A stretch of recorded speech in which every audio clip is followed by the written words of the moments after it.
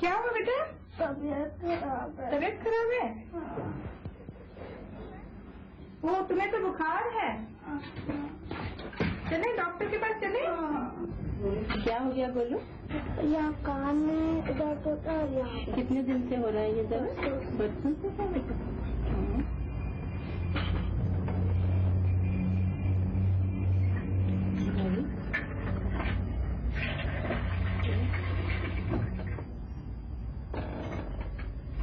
गला दिखाओ। करो। किसी और को भी ऐसे आपके स्कूल में? ऐसा है, गोलू को मम्स हो रहे हैं। ये कनपेड़े होते हैं, संक्रामक होता है, एक से दूसरे को होता है। क्योंकि इसके स्कूल में भी इसकी क्लास में एक बच्चे को हुआ, तो लगता है ये वहीं से स्कूल से ही ये लेके आया है। संक्रामक रोग एक से दूसरे व्यक्ति को लगते हैं। तपेदिक, खसरा, छोटी माता, पोलियो, काली खांसी, हैजा, ये सभी संक्रामक रोग हैं। दिल्ली में जुलाई 1988 में हैजा इतनी तेजी से फैला कि बहुत से लोगों की जानें गईं। प्राचीन समय में ये रोग व्यापक रूप से फैलते थे। 17वीं शताब्दी में प्लेग के भयंकर आक्रमण ने यूरोप के अधिकांश क्षेत्रों में तबाही मचा दी और असंख्य लोग इसकी चपेट में आ गए। शिशु व बच्चे अक्सर चेचक, छोटी माता, टाइफाइड के शिकार होकर मर जाते थे या पोलियो से अपंग हो जाते थे। इस अभिशाप की गवाही हैं बच्चों की ये अनेक कब्रें जो पुराने कब्रिस्तानों में हैं। आवागमन के साधन उपलब्ध होने से विश्व में व्यापार बढ़ा। लोग एक स्थान से दूसरे स्थानों पर गए और अपने साथ ले गए बीमारियां, और इस प्रकार बीमारियां भी विश्वव्यापी हो गईं। 19वीं शताब्दी तक ये संक्रामक रोग मानव जाति को आतंकित करते रहे। इन महामारियों का कारण ज्ञात नहीं था, इसलिए ये रहस्यमय ही बने रहे।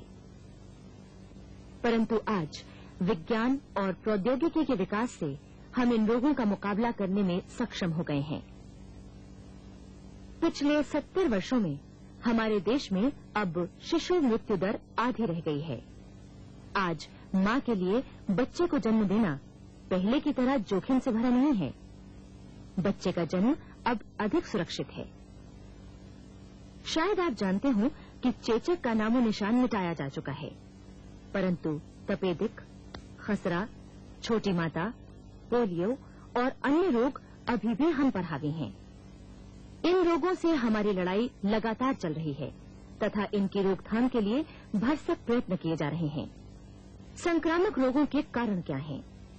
ये जानने से पहले ये देखना भी आवश्यक है कि वो कौन सी बातें हैं जो हमारे स्वास्थ्य को प्रभावित करती हैं। मनुष्य और उसके पर्यावरण यानी एनवायरनमेंट के जटिल संबंधों में ही रोग के आधार छिपे हैं।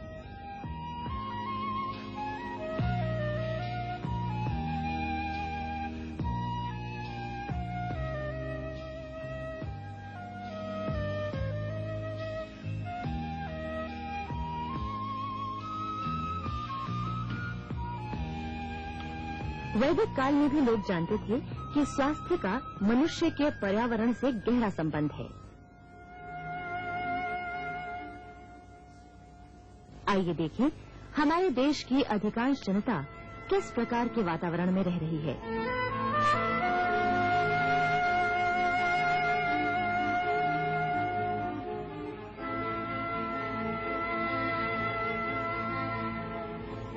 अनेक लोगों के पास तो रहने के लिए अच्छे घर भी नहीं हैं। कई लोगों को एक साथ ऐसी जगह में गुजारा करना पड़ता है। नालियों तथा मल निकासी की उचित व्यवस्था न होने के कारण घरों के आसपास पानी सड़ता रहता है। क्या लोग ऐसे वातावरण में स्वेच्छा से रह रहे हैं?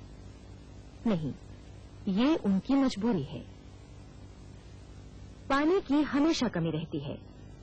गांव के लोगों को थोड़े से पानी के लिए मीलों चलना पड़ता है और करीब 80% जनता को स्वच्छ जल प्राप्त नहीं होता। हम जानते हैं पौष्टिक आहार स्वास्थ्य के लिए अत्यंत आवश्यक है, परंतु हमारे देश की लगभग 50% जनता अल्प पोषित है और जो थोड़ा बहुत उन्हें प्राप्त होता है वो न तो पौष्टिक होता है न ही स्वच्छ। क्या ऐसे वातावरण में लोगों का स्वास्थ्य स्तर ठीक रह सकता है? नहीं।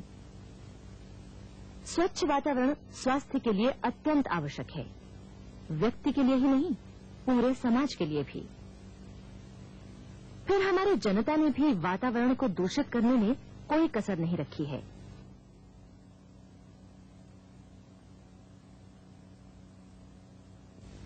ये देखिए, लोग वातावरण की स्वच्छता के महत्व को नहीं जानते हैं, इसलिए वो इसे कई प्रकार से दूषित करते हैं। अज्ञान तथा लापरवाही के कारण लोग घरों में भी दूषित भोजन खाते हैं और अपने बच्चों को भी खिलाते हैं। कई लोग खोमचे वालों से चीजें खाकर मजे लेते हैं, लेकिन वो इस बात की परवाह नहीं करते कि ऐसा खाना उनके स्वास्थ्य के लिए हानिकारक सिद्ध हो सकता है। अक्सर होटलों में ऐसा ही पानी बर्तन धोने के काम में लाया जाता है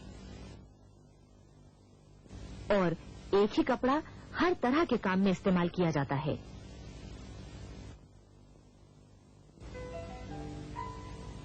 ये देखिए, कुछ लोगों की गंदी आदतें।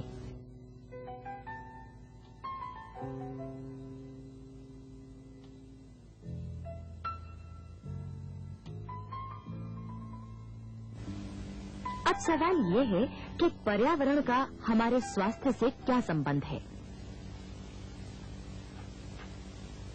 ये सब स्वास्थ्य के लिए क्यों हानिप्रद है? ये अंगूर, क्या खराबी है इनमें? आइए देखें। इसे सूक्ष्मदर्शी यानी माइक्रोस्कोप की सहायता से देखें।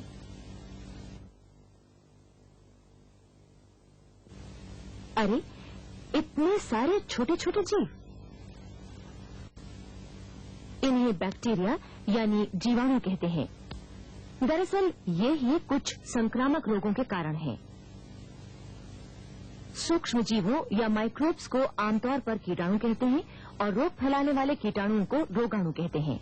बैक्टीरिया सूक्ष्म होने के कारण आंखों से तो नहीं देखे जा सकते, इसीलिए शताब्दियों तक संक्रामक रोगों के कारण मनुष्य को मालूम नहीं हुए। कोई 300 वर्ष पहले सबसे पहले एंटनी वन ल्यूवेनहॉक ने इन्हें लेंस द्वारा देखा। 19वीं शताब्दी के मध्य में लुई पास्चर ने एक महत्वपूर्ण खोज की। उन्होंने दर्शाया कि जीवाणु भी अन्य जीवों की तरह प्रजनित होते हैं और हमारे वातावरण में है। साथ ही ये भी इंगित किया कि ये बीमारियों के कारण हैं। इस प्रकार उन्होंने जर्म थ्योरी ऑफ डिजीज यानी जीवाणु से उत्पन्न रोगों के सिद्धांत की आधारशिला रखी।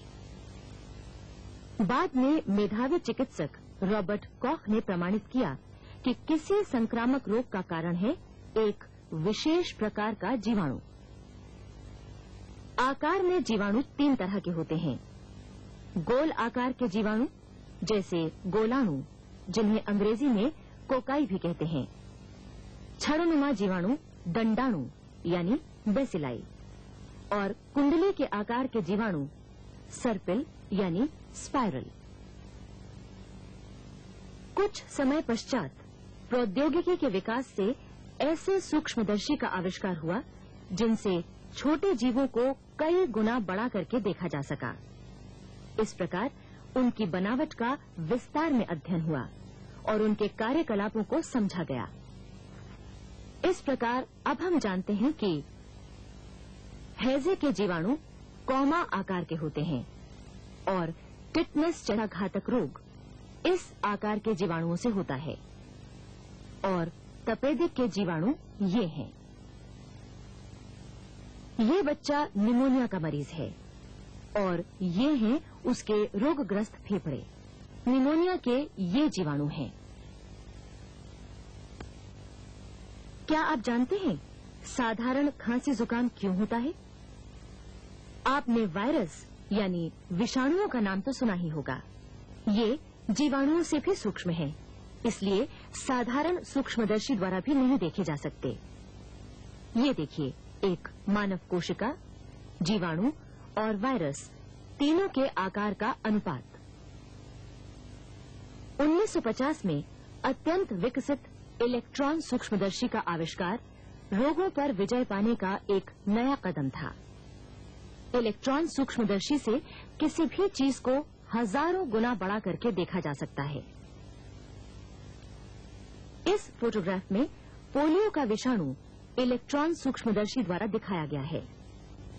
छोटी माता, खसरा, कनपेड़े या गलसुआ और अन्य रोग विषाणुओं द्वारा होते हैं। एक अन्य व्यापक रोग है मलेरिया। विश्व के करोड़ों व्यक्ति प्रतिवर्ष इस आम बीमारी के शिकार होते हैं। ये मच्छरों से होता है। ये तुच्छ कीट हमारी नींद ही खराब नहीं करता, साथ ही इसके काटने से मलेरिया भी होता है। जब मादा एनोफिलीज मच्छर काटती है तो वो हमारे शरीर में प्लाज्मोडियम नामक सूक्ष्म जीव छोड़ देती है। ये जीव अपने जीवन की कुछ अवस्थाएं मनुष्य के शरीर में पूरी करता है और बाकी मादा मच्छर में। प्लाज्मोडियम प्रोटोजोआ यानी प्रजीवाणु जाति का सूक्ष्म जीव है। अफ्रीका के कुछ देशों में स्लीपिंग सिकनेस नामक बीमारी आमतौर पर पाई जाती है, जो टिसी मक्खी द्वारा होती है।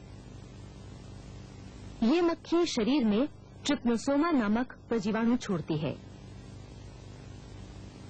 इस डिब्बे में कुछ खाना बचा रह गया था और कुछ दिन यूं ही पड़ा रहा। इस पर फफूंदी पैदा हो गई, जिसे अंग्रेजी में फंगस कहते हैं।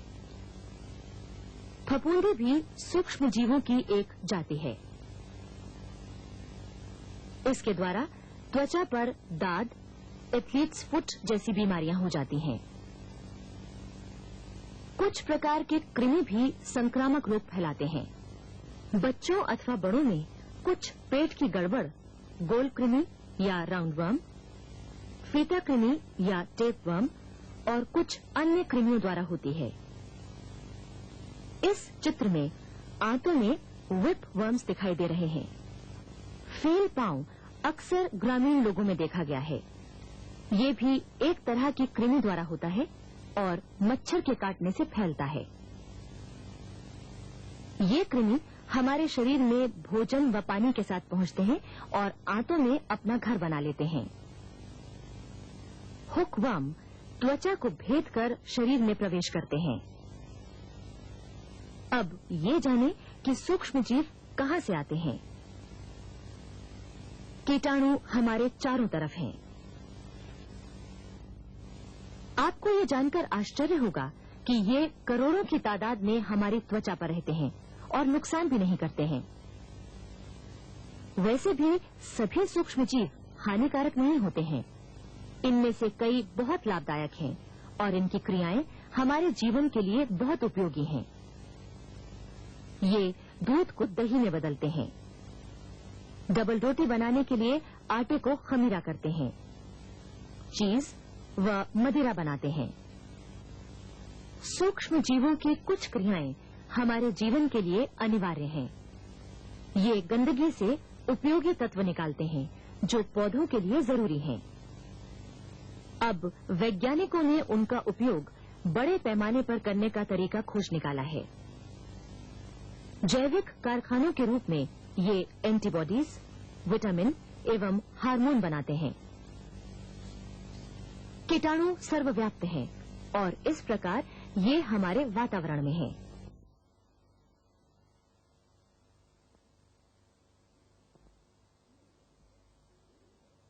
ये देखिए, एक व्यक्ति किस प्रकार से पूरे परिवार और पूरे समुदाय में रोग फैला देता है।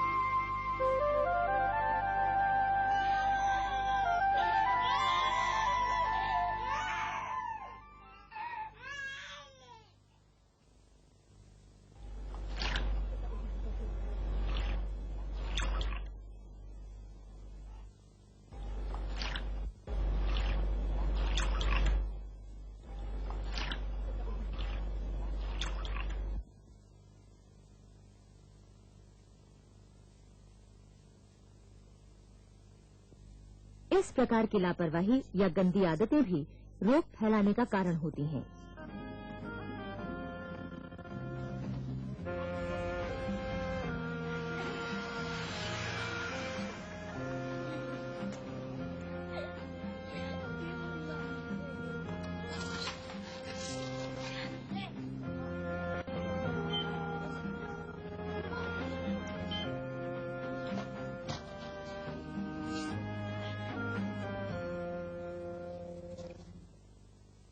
हवा द्वारा भी रोगाणु एक से दूसरे व्यक्ति तक पहुंचते हैं।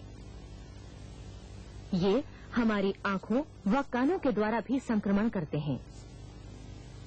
कटी त्वचा में भी प्रवेश पा लेते हैं। इतना अदना सजीव ये शरीर में घुस भी जाए तो हमारा क्या बिगाड़ लेगा? इसकी मुख्य विशेषता है इसकी प्रजनन शक्ति।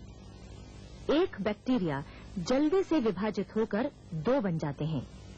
ये देखिए किस प्रकार इनकी संख्या शीघ्र ही लाखों तक पहुंच जाती है। यह समझने के लिए एक समान उदाहरण लें। ये एक तंदुरुस्त पेड़ है। एक छोटा सा कीड़ा इसमें घुसता है और इसे खाना शुरू कर देता है और कुछ समय पश्चात कई कीड़ों को जन्म देता है। ये कीड़े असंख्य कीड़ों को जन्म देते हैं जो पेड़ को नष्ट कर देते हैं।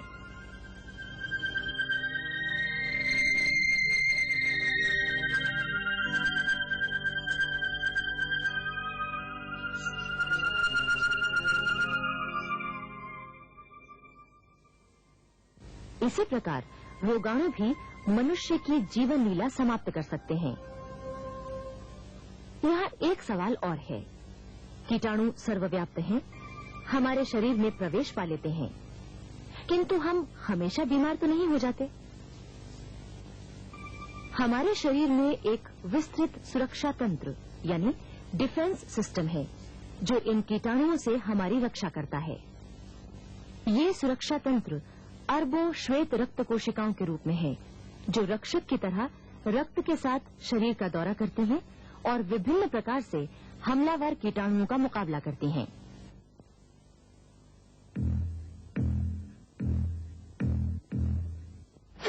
कुछ WBCs जीवाणुओं यानी बैक्टीरिया को निगल कर नष्ट करते हैं।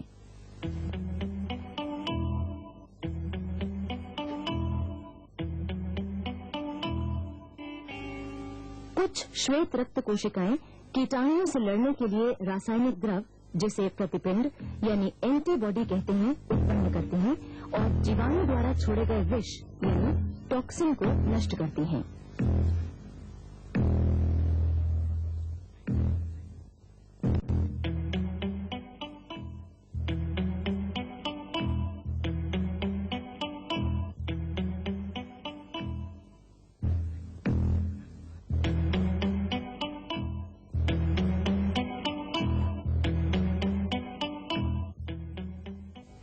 एक और तरीका है हमलावर रोगाणुओं को चिन्हित यानी टैग करना। इन चिन्हित हमलावरों को अन्य श्वेत रक्त कोशिकाएं आसानी से पहचान लेती हैं।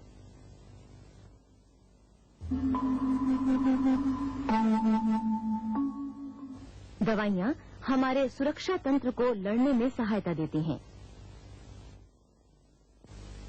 टीकाकरण हमलावरों से मुकाबला करने का एक विशेष तरीका है। टीके से हम श्वेत रक्त कोशिकाओं को लड़ने की ट्रेनिंग देते हैं। आज हम संक्रामक रोगों के कारण जानते हैं, इसलिए इनकी रोकथाम करना संभव हो गया है। आम जनता के स्वास्थ्य का स्तर ऊंचा उठाने के लिए कुछ उपाय आवश्यक हैं। सभी लोगों को अपने आसपास के वातावरण को स्वच्छ रखना होगा, क्योंकि किसी भी व्यक्ति के स्वास्थ्य का संबंध समुदाय के लोगों के स्वास्थ्य से बहुत प्रभावित होता है। इसीलिए रोकथाम के तरीके सामुदायिक तौर पर भी आवश्यक हैं। शायद आप इन उपायों से परिचित हैं।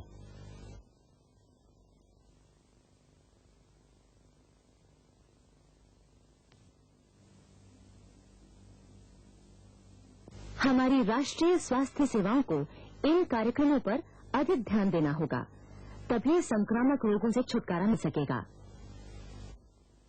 Important elements of this program are the care of pregnant women and the newborn, the control of tetanus in the newborn, immunization of children against various diseases, especially polio. As a result of this program, infant mortality rate, after remaining static for many years at 127, has come down in 1980 to 114 per 1,000 live births. Our target is to reduce it to 260 by the end of the century. ध्यान रहे, स्वस्थ रहने के लिए पर्यावरण के प्रति निष्ठा, सही रहन सहन, खान पान की जानकारी और स्वास्थ्य संबंधी नियमों का पालन करना जरूरी है।